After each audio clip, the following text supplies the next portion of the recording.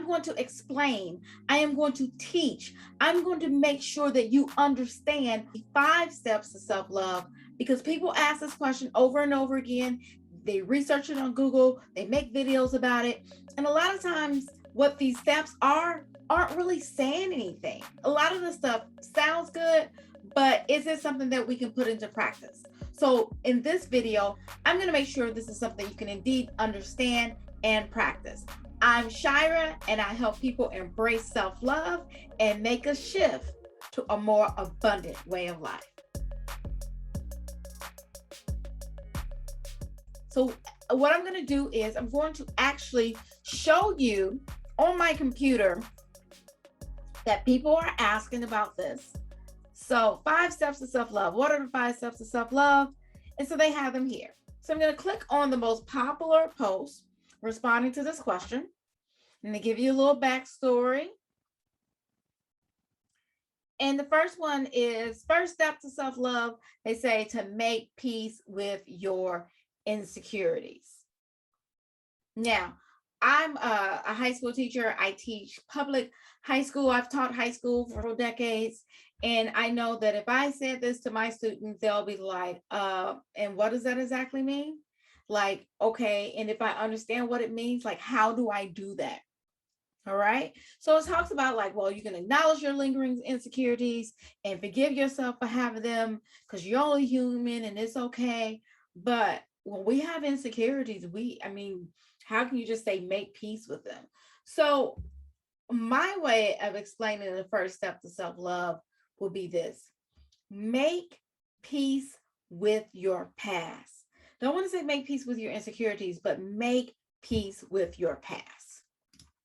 The reason why it's important to make peace with your past is because these are events that have already occurred, they have already happened, and there's nothing that we can do about it. But we can allow the events of the past to be learning experiences. We can allow the events of the past to help strengthen us and make us what we are now. I do understand that everything happened in the past may not have been good, probably wasn't enjoyable, but there will get to a point in your life where you'll realize that everything happened to you is something that has strengthened you. It has helped shape your character. It has helped make you who you are today. I know personally, I experienced many hardships. One in particular was with my mom becoming permanently ill when I was in elementary school, when I was, I don't know, like 10 years old, and having to grow up without a mom because of her permanent illness that wiped her memory. So with the exception of her knowing my name, that was about it. She knew my name. She knew she was my mom, but that's about it. So I would come home from school and it would be like, what grade are you in? What school do you go to? Next day I'll come home and it'll be like, what grade are you in? What school do you go to? Next day I come home and it'll be like, what grade are you in? You get the idea. So how in the world am I supposed to make peace with that? There was a lot of responsibilities that I had because of that I use to make me the woman that I am today, that I have learned from, that I have grown. The beauty about making peace with your past is that once that peace is there, then you can just move on to the present. Once you have that peace with the past, you can focus on the present. And then when something comes up that helps you to have a memory about the past, it's not triggered. You don't feel uncomfortable or sad or have that messed up energy when you have a thought about it, that you have completely healed and released it. I know one of the things is that there's no pain in the present. When you just stop and focus on the present moment, there's no pain there when you're just in the now.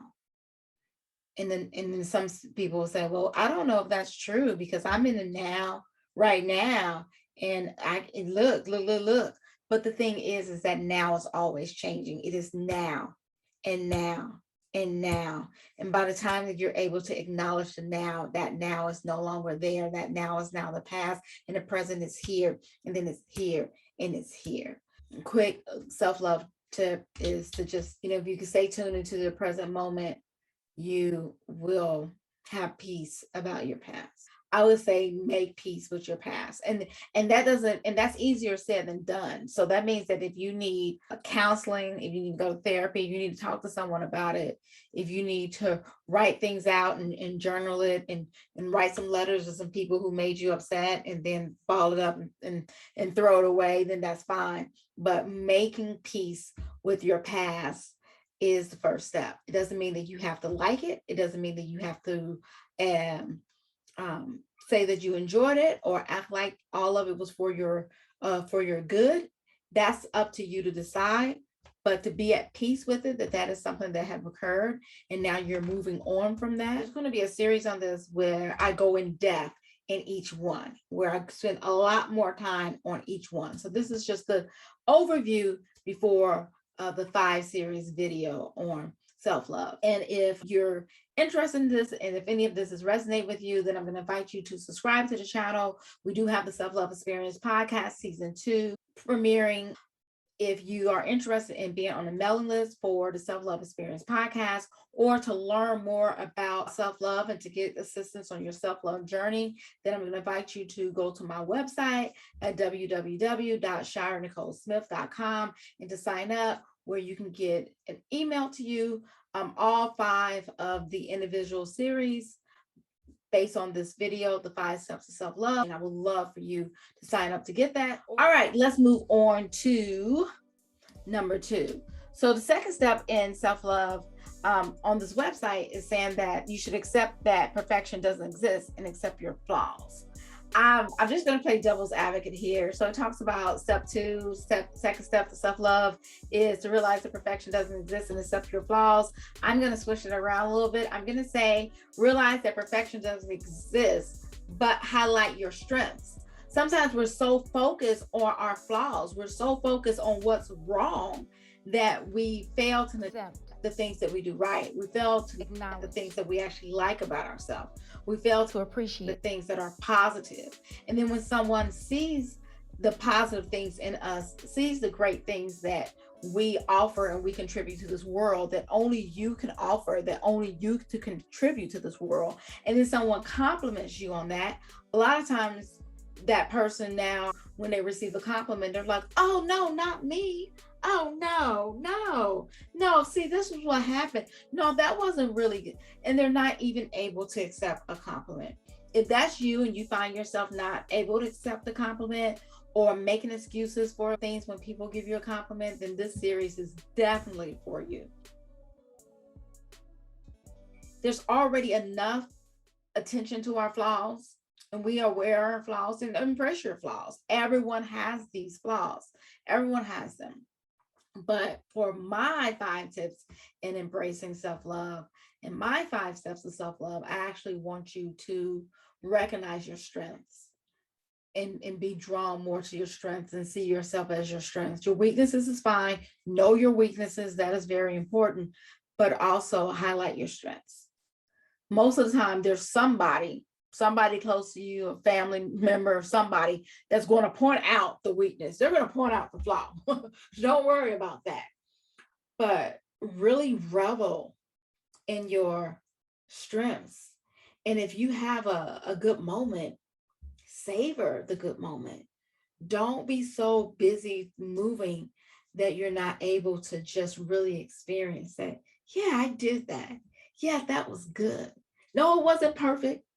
It doesn't have to be perfect, but that was good. I'm a school teacher, and if I have a student and they get an 88% and they study hard and they did the best they can, then we're celebrating that 88%. Same with my son. He's not pressured. He's not pressured to get straight A's, at least not from me.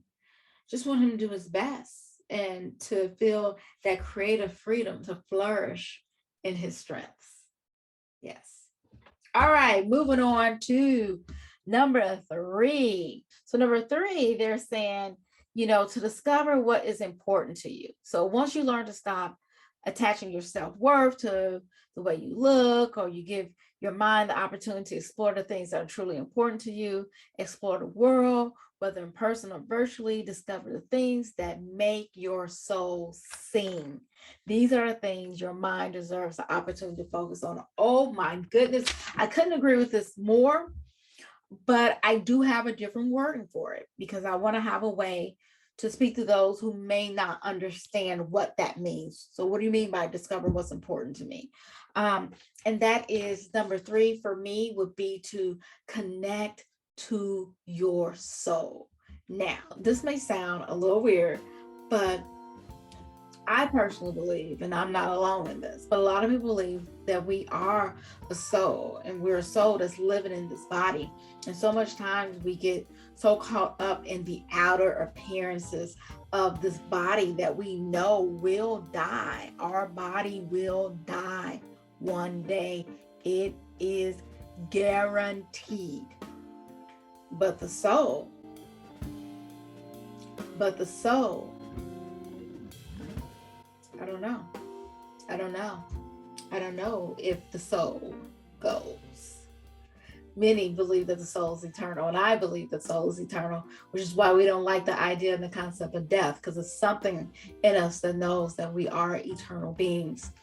So I believe that our soul is an eternal being. And just because we are eternal beings and we live in this body doesn't mean that the eternal part of us does not exist. It does not mean that the soul does not exist. So when you're able to connect to your soul, some people say connect to your higher self, whatever it is. Some people say, your personal connection with God. Whatever it is that you say, it's fine. I'm not here to dictate what wording you're supposed to use. And no one else out here watching it have the right to tell any of the people in my community what word they're supposed to use. But once you have that connection to your soul and you find out what makes your heart sing, and you learn about what your bliss is, and you learn to follow what you love about your life and not what your parents told you need to follow, and not what looks good on paper, and not what just makes a lot of money. Because sometimes we go and we look into that, and that influences our decision.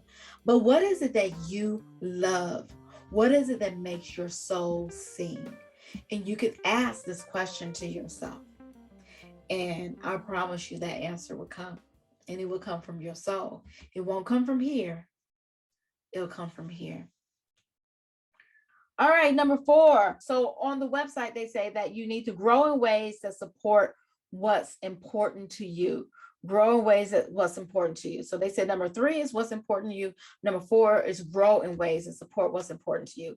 And again, I definitely agree with this. I'm just trying to add and provide more information. It basically says once you discover what is truly important to you, explore it and grow through it. Enroll in a course, connect with a community such as, speaking of connecting with the community, I invite you now, if anything here is resonate with you, I invite you to subscribe to the channel. I invite you to like this video and ring the notification bell so you can be a part of the self-love experience community. You can go to my website at www.shiranicolesmith.com, and you can join to get on the mailing list. There you'll get a monthly newsletter.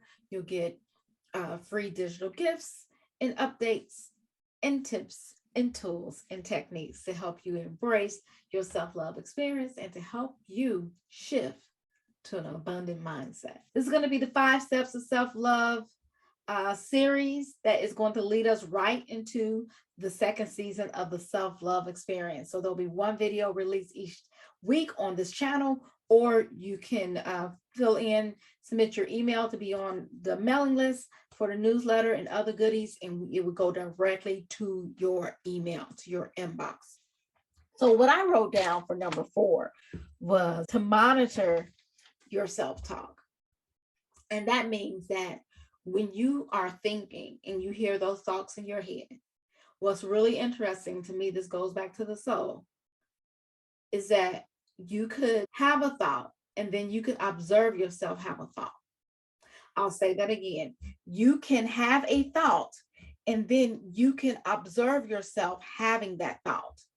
Like, let's say that I tell you to think of a balloon, and then I tell you to think of a red balloon. And then I tell you to make that a hot air balloon floating in the sky. Now I want you to think about the fact that you're thinking about it. Were you able to do it?